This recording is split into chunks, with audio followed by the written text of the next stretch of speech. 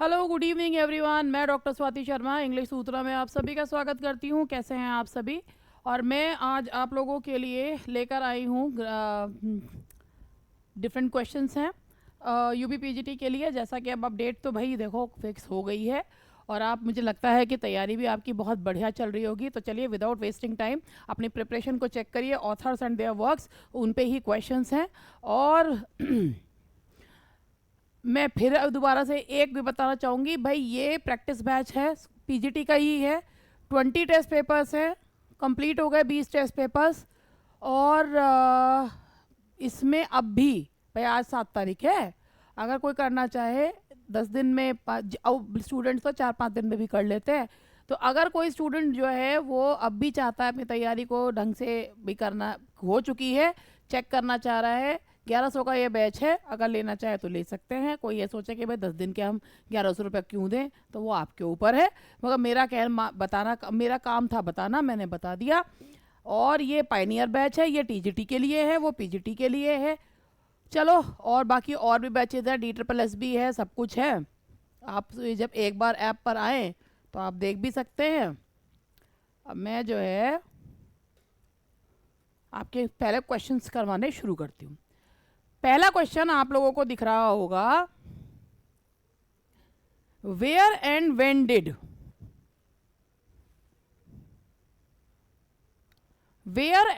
Did Wordsworth meet sir Walter Scott? फटाफट जवाब दो भाई, कहाँ मिले थे?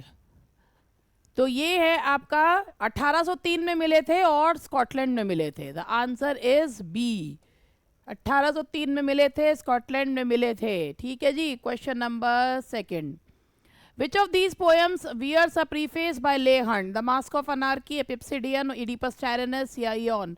तो ये ले हंट के द्वारा, देखो पहली बात तो ये पोएम उनके जीवन काल में, शैले के जीवन काल में शैले के जीवन काल में पब्लिश हुई नहीं। उन्होंने ले हंट से कहा था कि भाई ये पोएम जो है वो एग्जामिनर में पब्लिश कर दो, मगर उन्होंने इसको पब्लिश किया नहीं। बाद में पब्लिश हुई है। मास्क ऑफ अनार्की का प्रीफेस जो है वो किसके द्वारा लिखा गया है? ले हंट के द्वारा इसका प्रीफेस जो है वो लिखा गया है। Which work of Shelley carries an epigraph on the cover of the first edition from the Revolt of Islam? Hope is strong, justice and truth, the winged child have found. तो कौन से work में एक ये epigraph है? Epigraph पहले समझ लीजिएगा। एपिग्राफ का मतलब होता है the opening quotation. The Mask of Anarchy, Una Favola, the Elysian fields, Alastor. तो इसका आंसर है आपका, that is the Mask of Anarchy. That is the Mask of anarchy.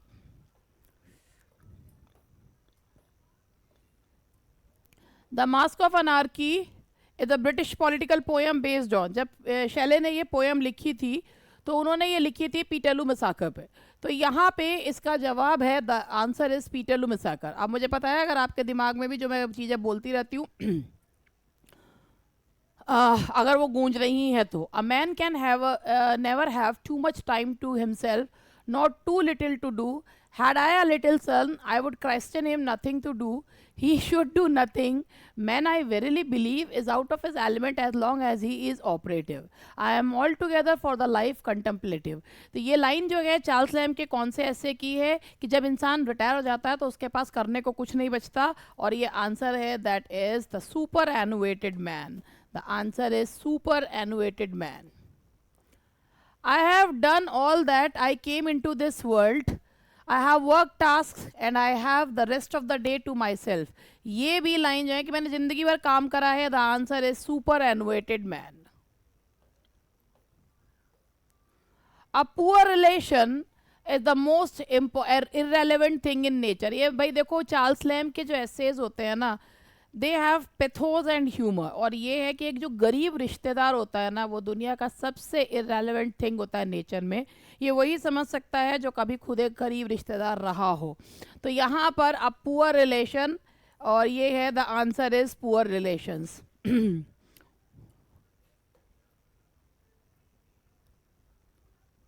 I love to lose myself in other men's minds. Book, think for me, book which are no books. Detached thoughts on books and reading, old China, convalescent या poor relation। ये भी Charles lamb का जो एसे है, ये lines हैं detached thoughts on books and reading. Detached thoughts on books and reading. Shelley dismissed Keats' poetry by saying, in spite of his transcendental genius, Keats never was nor ever will be a popular poet. Shelley disliked Keats' poetry. Shelley ने Keats की poetry को dislike क्यों किया था? His poetry was unmetrical, नहीं. His poetry was devoid of revolutionary spirit. His poetry had Hellenistic quality.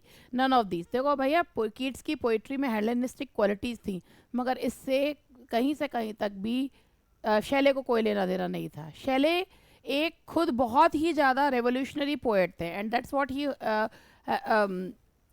Hoped from Keats as well. तो उनका मानना था कि कीट्स की पोइट्री में रेवोल्यूशनरी स्पिरिट है ही नहीं.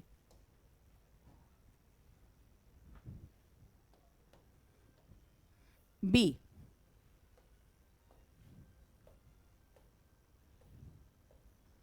James Henry Leigh Hunt, who wrote a poem Abu Ben Adhem, was the first to influence critics to recognize the works of Shelley, Keats, Byron, Wordsworth. Abu Ben एदम भी कौन थे जिन्होंने किसके वर्क्स के प्रति जो है ध्यान आकर्षित करा? और ले हंट से आप समझ ही गए होंगे, and that is John Keats. There is no contemporary English writer whose works are read so generally through the whole house, who can give pleasure to the servants as well as to the mistress, to the children as well as to the master. Who said this about Dickens? Dickens के बारे में किसने कहा है कि Dickens के works इतने बढ़िया होते हैं कि नीचे से लेकर ऊपर तक के लेवल को कोई भी इंजॉय कर सकता है, and that is Walter Bagehot, T S. Eliot, Bernard Shaw या I.A. Richards. So the correct answer is A. Oh, yet we trust that somehow good will be the final goal of ill. The above lines are taken from In Memoriam, Ulysses, Tithonus या Lotus Eaters.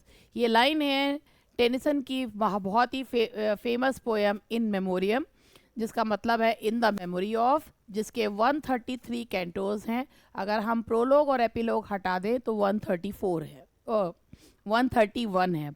दिमाग मेरा ना ऐसी हो रहा आज पावलो वाला. To find beauty in ugliness is the province of the poet. कि बदसूरती में ये सुंदरता को पाना एक पोएट का काम है. और ये किसने कहा? ये किसके, ये एट्रीब्यूट किसे कहा जाता है? ये किसको ये चीज एट्रीब्यूट की जाती है? And that is Hardy, Thomas Hardy. The following line is taken from we mortal millions live alone, to Marguerite, Rugby Chapel, Dover Beach या शेक्सपियर. तो भैया ये जो लाइन है ये मार्गरेट पोएम की लाइन है. और ये किसकी है? ये मैथ्यू आर्नल्ड की पोएम है. और मैथ्यू आर्नल्ड जी को तो आप जानते ही होंगे.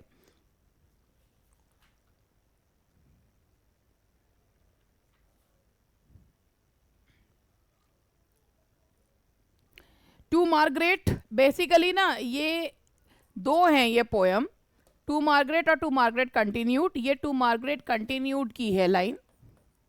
और इसमें जो है मैं आपको अगर ये बताऊं, ये आर्नल्ड की सीक्वल है आइसोलेशन टू मार्गरेट को. ये सीक्वल है आइसोलेशन टू मार्गरेट को. सबसे पहले ये पब्लिश हुई थी 1852 में, to Margaret in returning a volume of the letters of Otis. और उसके बाद उन्होंने इसे टाइटल दे दिया था टू मार्गरेट. ठीक है. इसमें इस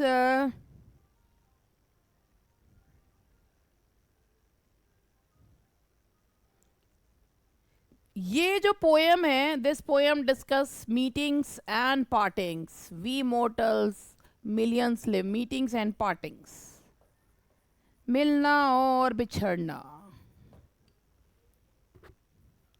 The trouble with the liberal democracy is that it takes a long time to mature, is a line from The Private Life of an Indian Prince, The Death of a Hero, The Old Man and the Cow, Seven Summers. ये जो line है ये मुल्कराज आनंद के novel the private life of an Indian Prince से ली गई है. Prince Victor पे जो कहानी है that is the private life of an Indian Prince.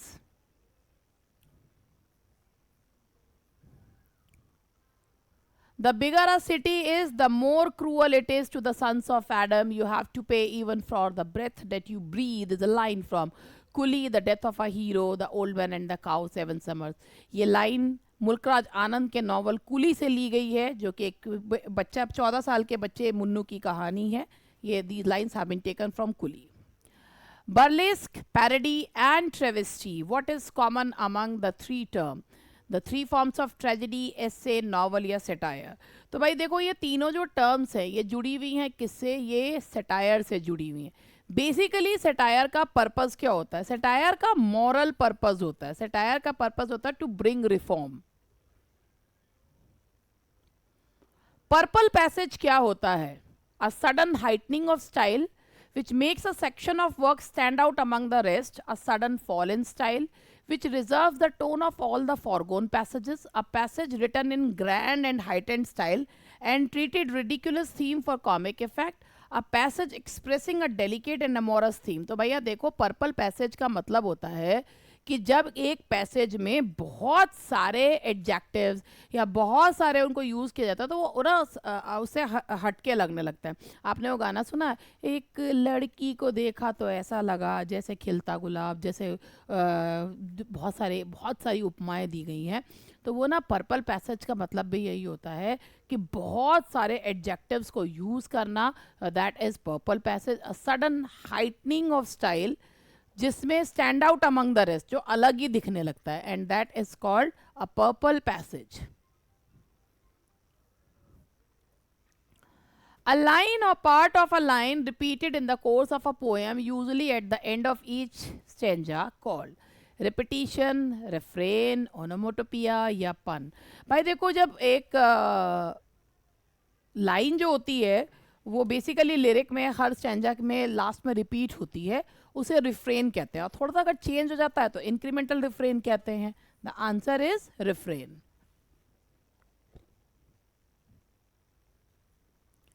Expressions like lock, stock and barrel, or the cup that cheers but not inebriates, or foreign phrases like agua priora, terra firma are stereotypes, cliche, cacophony या euphemism। देखो भाई जब कोई चीज़ बहुत ज़रूरत से ज़्यादा use कर दी जाती है फिर वो घिसी पिटी हो जाती है तो उसे क्लीशे कहा जाता है। तो ये भी जो है ये क्लीशे के एग्जाम्पल है। ठीक है, तो ये होती है क्लीशे।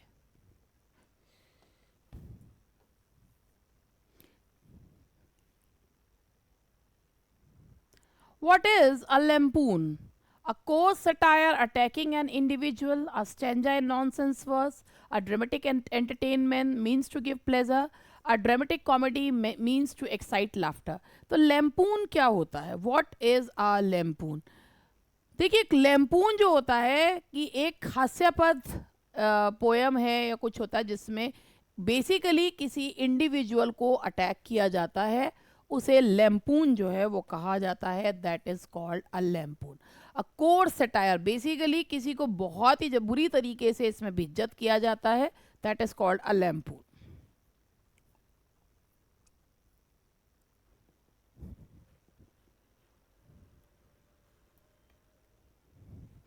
चलिए आगे बढ़ते हैं।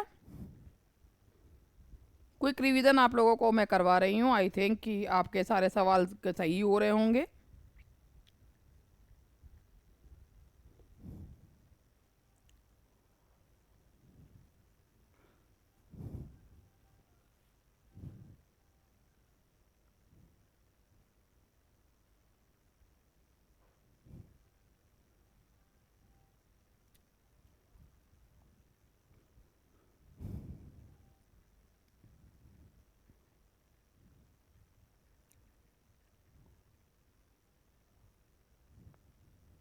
देखिए the dictionary meaning of a word is called, वैसे भी इसमें कॉनोटेशन एंड डेनोटेशन होता है, तो डी से याद रखिएगा डेनोटेशन। डिक्शनरी मीनिंग होता है दैट इज डेनोटेशन, और जब जो से एक इमेज और एक फीलिंग आती है that is connotation.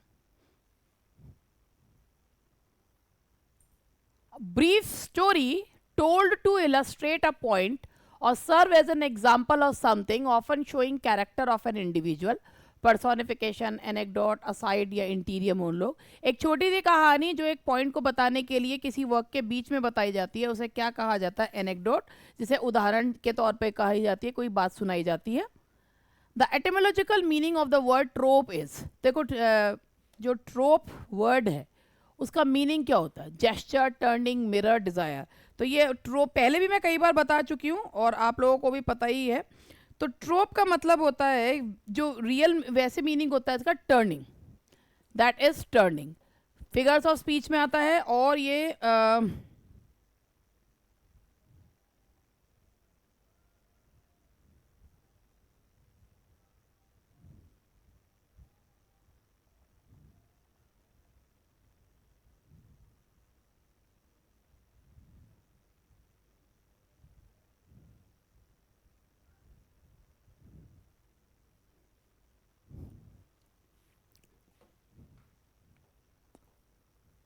In which of Hardy's novels does the character Abel Whittle appear? देखिए, हार्डी के बारे में जब क्वेश्चंस पूछे जाते हैं तो इसी तरीके के से आते हैं कि एग्डन हीथ किस में है, या वेसेक्स सबसे पहले कौन से नॉवल में आया था। अब इसी तरीके से पूछा एबल विटल किस में है, far from the madding crowd, आपको पता होगा इसमें वेसेक्स सबसे पहले आया था। The return of the native, a pair of blue eyes, the mayor of कास्टरब्रिज। तो ये है, the answer is the mayor of कास्टरब्रिज। The words "Where are the songs of spring? Where are they occur in?" Ode to the West Wind, the seasons, Ode to autumn, resolution and independence. तो भाई देखो, Where are the songs of spring? अब ये जो line है Where are the songs of spring, और ये किसकी जो है किसकी पोयम है ये जो है जॉन कीट्स की बहुत ही खूबसूरत पोयम है, near to perfection, and that is ode to autumn. अब मैंने एक शब्द भी बोला नियर टू परफेक्शन, ये किसने यूज करा है कीट्स की इस ओड के लिए? Silverman has never red browning. भाई देखो, बात कह रहे हैं Silverman has never read the works of browning. Works की जगह हमने जो है ब्राउनिंग ले लिया, यानी कि नेम चेंज कर दिया, तो क्या हो गया? That is metonymy. Hemingway's novel a farewell to arms is divided into, farewell to arms जो है वो कितनी बुक्स में डिवाइडेड है? 2, 3, 4, 5, कितनी किताबों में है? तो that it is divided into 5 books, ये 5 किताबों में डिवाइडेड है। और ये जो है ना, इनको मैं फिर बीच में भी वो कुछ ना कुछ बताती रहती हूँ, तो 1 मिनट का मुझे टाइम दीजिएगा।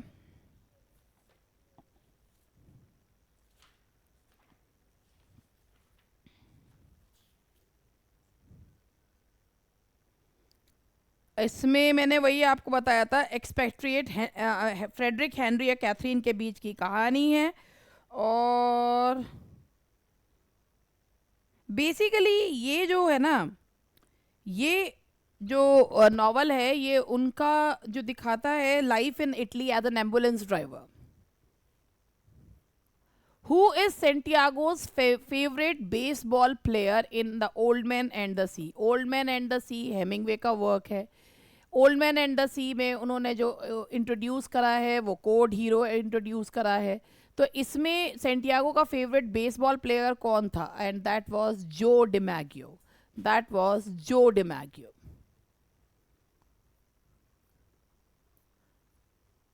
In what month does the story of the Old Man and the Sea take place? जनवरी, जून, सितंबर या मार्च?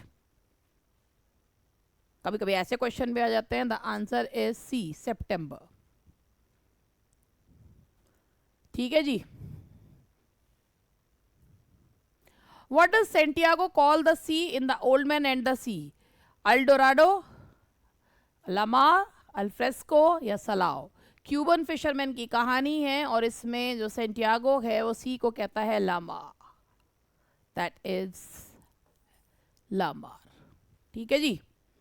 1 मिनट का मुझे समय दीजिएगा, मैं कुछ इसमें ओल्ड मैन एंड द सी के बारे में बताना चाहती हूँ।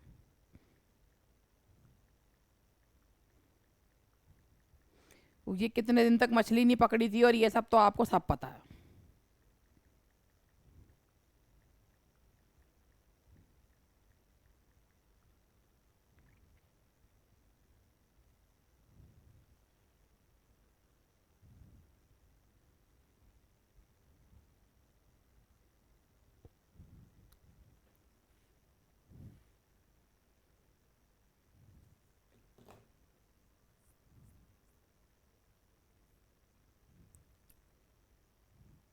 एक मैंने आपको बताया था, ये सलाओ जो इसमें वर्ड आ रहा है, सलाओ जो वर्ड है वो यूज़ करा जाता है अनलकी के लिए, जो क्योंकि उसने 84 डेज से मछली नहीं पकड़ी है तो उसको सलाव जो है वो कहा जाता है।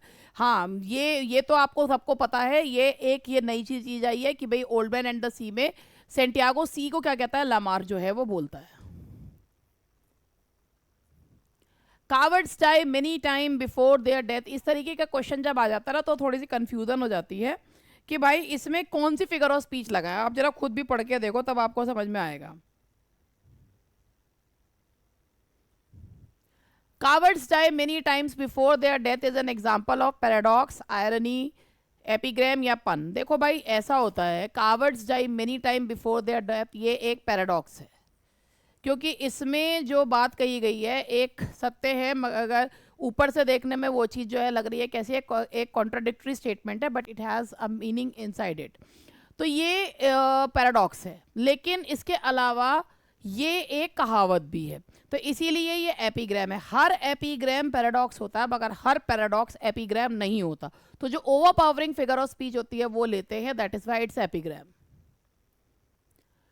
To the moon is a poem by, whose poem is to the moon? Wordsworth, Keats, Byron या शेले? तो फिर एक बार देख लीजिए किसकी पोएम है जिस मेरे बताने से पहले। और ये जो है